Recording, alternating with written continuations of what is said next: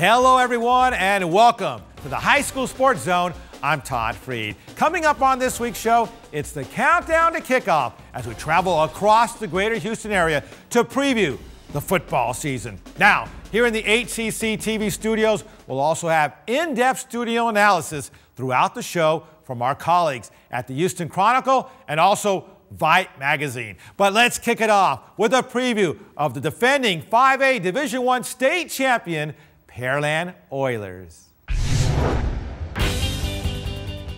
Run. As they prepared for the start of the 2011 football season, the Pearland Oilers did so as none other than the defending Class 5A Division I state champions. There's pride. I think you call it pride. I think this team has pride in itself, has pride in the accomplishment, has pride in the tradition that we've established here.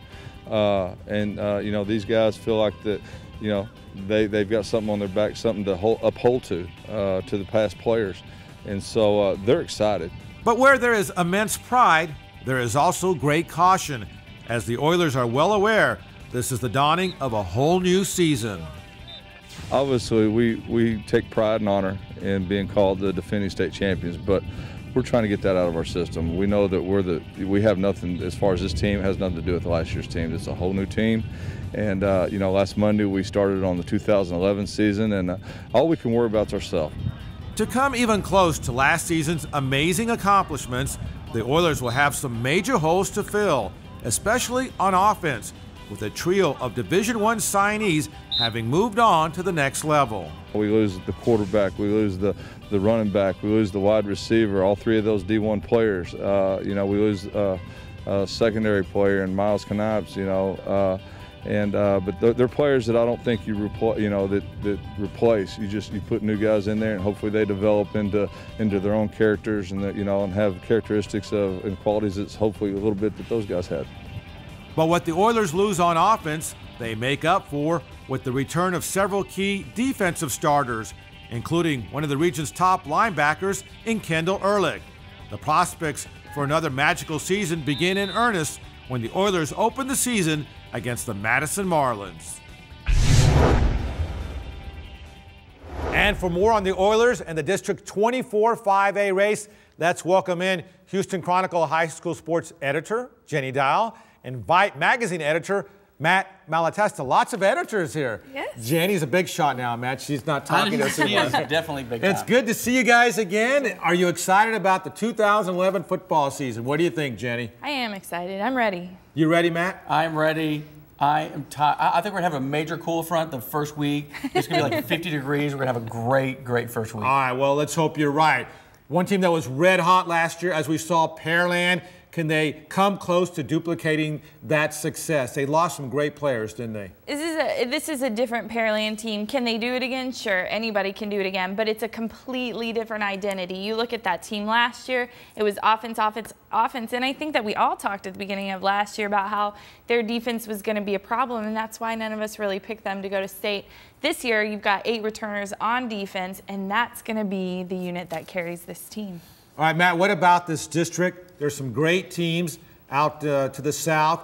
Pearland, your favorite in that district, I believe, is Clear Springs. Is that right? Yes, it is. Tell me about those Chargers. Hey, I like the Chargers. First of all, cool uniforms, great coach, real enthusiastic coach. They're a program really on the rise right now. Dallas McClarty anchors the middle. He's going to Texas State.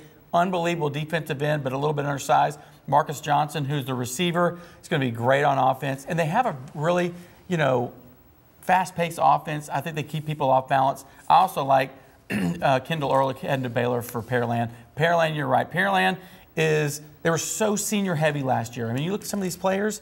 Dustin Garrison could start this year for West Virginia. That's a lot of touchdowns and a lot of yards to make up. That's impressive. Another team or two that you like in this district? Brazoswood is a team that I always want to see Brazoswood do well because we had those a couple of years ago, like 2 years in a row, that they really just so exciting to watch. I love their style. I love what Dean Diatley does out there. So I think they're going to make a run this year. All right, let's take a look at the predictions from our respective, very respected analysts. And we go with the Chronicle and Vite Magazine 24-5A.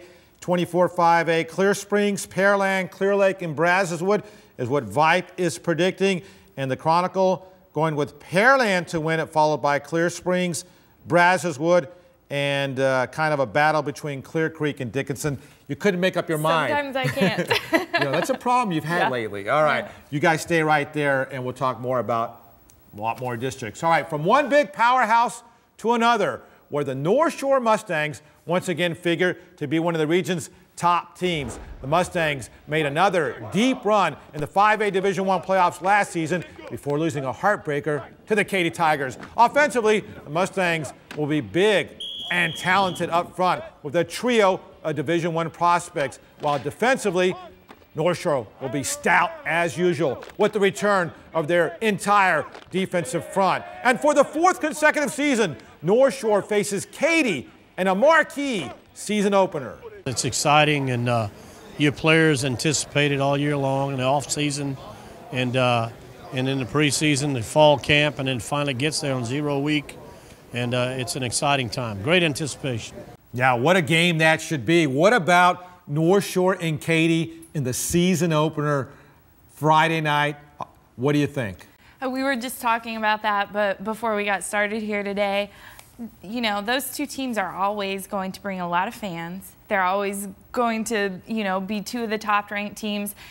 But you look at that game every year at the beginning of the year, and it's a little bit sloppy. I think what the best North Shore Katy game we've seen was the one in the playoffs, when both of the teams had really established themselves and been able to improve all season. But regardless of it being the first game, there's going to be some mishaps. It's going to be a good game, and Rhodes Stadium is going to be completely packed. Is North Shore again the team to beat in that District 21 5A? No question. They should roll through District 21 5A. They have a very, very tough non-conference schedule leading off with Katy.